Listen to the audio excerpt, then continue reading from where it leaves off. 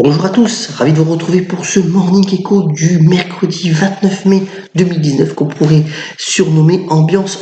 D'abord ambiance à la Commission de Bruxelles où finalement les chefs d'État n'ont pas trouvé de consensus pour nommer le président de cette nouvelle commission après les élections. Alors il y a une bataille qui fait rage entre Manfred Weber, le candidat allemand, et Michel Barnier, le candidat français. Les chefs d'État se sont mis d'accord pour trouver un consensus d'ici le prochain sommet européen, donc du 20 juin, alors que les élections en Grèce, à noter, elles auront lieu donc le 7 juillet. Tout ceci dans un contexte où vous voyez, eh bien, les bourses mondiales ont plutôt reculé sur fond, bien entendu, de ralentissement économique et toujours de tensions assez fortes entre les États-Unis et la Chine, puisque les Chinois ont brandi la menace de restreindre finalement les exportations de métaux des terres rares donc aux États-Unis. Vous voyez qu'ils produisent 80% de ces métaux et que les États-Unis, c'est le graphique de droite, sont assez dépendants pour ces métaux, notamment présents dans tout ce qui est appareil de téléphonie ou appareil technologique.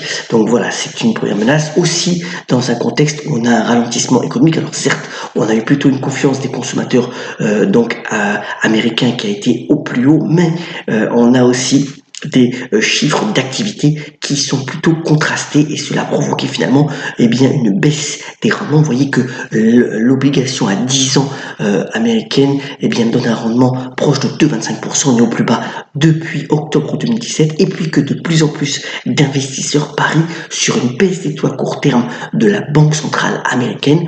Vous voyez que c'est le graphique de droite, et même certains investisseurs se risquent à dire que cette Banque centrale pourrait baisser 2 fois donc ces taux d'ici la fin de l'année. Alors c'est un changement complet de paradigme par rapport à ce qui s'est passé il y a quelques semaines où on parlait finalement d'un statu quo. Donc voilà, ambiance sur les marchés sur fond de ce ralentissement économique.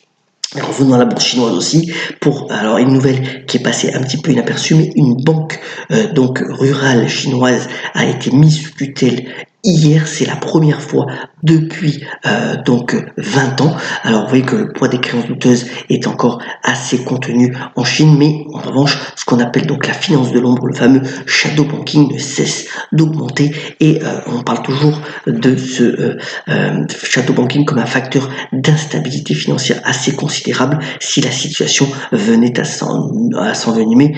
Et vous voyez que c'est le graphique de droite, la bourse chinoise a quand même perdu de sa superbe par rapport à la forte hausse qu'on avait connue au début d'année.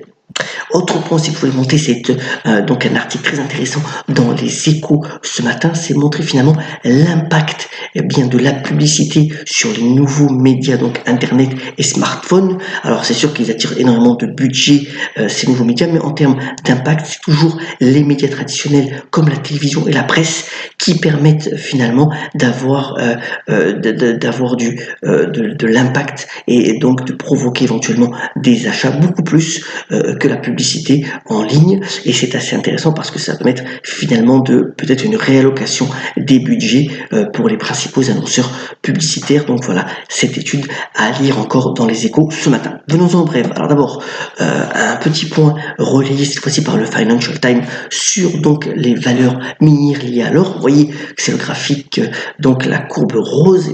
Ces valeurs minières quand même ont bien sous-performé par rapport au marché actions. Ils attirent encore moins de volume. C'est aujourd'hui, bien entendu, toutes les valeurs liées au cannabis qui sont très entourées, mais sur fond de ralentissement économique et aussi d'incertitude au niveau géopolitique, ces valeurs minières pourraient retrouver de leur superbe et, comme on l'a dit plusieurs fois dans cette chronique, avoir entre 5 à 10% de son portefeuille sur les valeurs minières liées à l'or ou sur l'or directement. C'est intéressant, c'est une assurance contre des mauvais vents sur les marchés.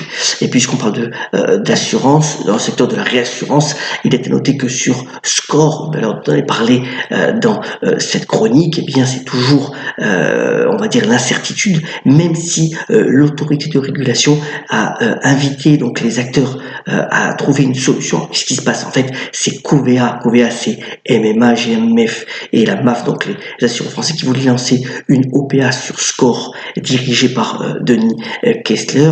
Alors il y a eu des informations qui ne devaient pas être révélés, qui ont été révélés dans la presse. C'est pour ça qu'il y a un litige, y compris sur le point de vue pénal.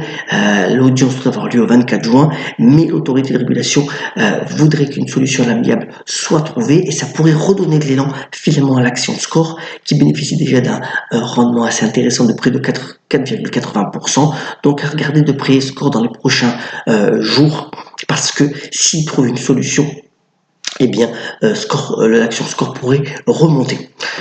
Autre point aussi, on aura les résultats avant l'ouverture de la bourse américaine, eh bien, de Capri. Alors, Capri Holding, c'est 3 marques aujourd'hui, bien entendu. Le plus gros, c'est Michael Kors, qui a racheté donc récemment la marque italienne Versace et donc le fabricant de chaussures Jimmy Choo. Alors, c'est un groupe de luxe. Vous voyez, la courbe de l'action Capri n'a pas bénéficié de l'élan autour des valeurs de luxe comme Kering ou LVMH. C'est quand même 6 milliards de dollars de chiffre d'affaires, plus de 1200 points de vente à travers le monde. Alors on verra si eh bien finalement les nouveaux achats vont porter finalement le groupe Capri. Ce sera assez intéressant de voir un petit peu donc la performance de ce groupe-là qui a souffert en bourse et qui est quand même valorisé seulement 8 fois les bénéfices. C'est plus de 20 fois pour LVMH et Kering. Donc un comparatif qui pourrait être intéressant à scruter cet après-midi.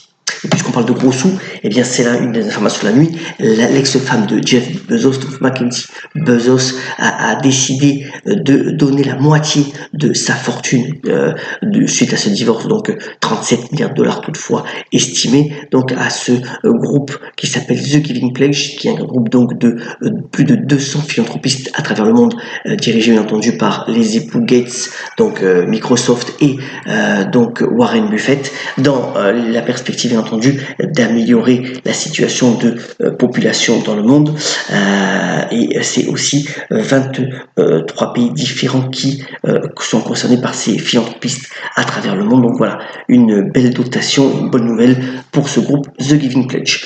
Ce soir, on a quand même aussi une grande finale au point de vue du foot. Alors, on aura 2 finales des européennes cette semaine. D'abord, donc la Ligue Europa, le match entre Arsenal et Chelsea. Vous voyez sur le graphique de gauche que finalement, eh bien, la dotation pour cette Europa League est beaucoup moindre que la Ligue des Champions. Mais toutefois, c'est un match très intéressant donc, à suivre entre ces 2 clubs anglais. Et c'est certainement le dernier match aussi pour Eden Hazard, la star belge, qui voudrait bien terminer son aventure avec Chelsea par un trophée. Donc voilà à suivre ce soir. Terminons ce Morning Go par la citation du jour en rendant hommage à Charles Denner qui aurait fêté son anniversaire aujourd'hui et que notamment dit dans ce grand film qui est l'aventure, c'est l'aventure.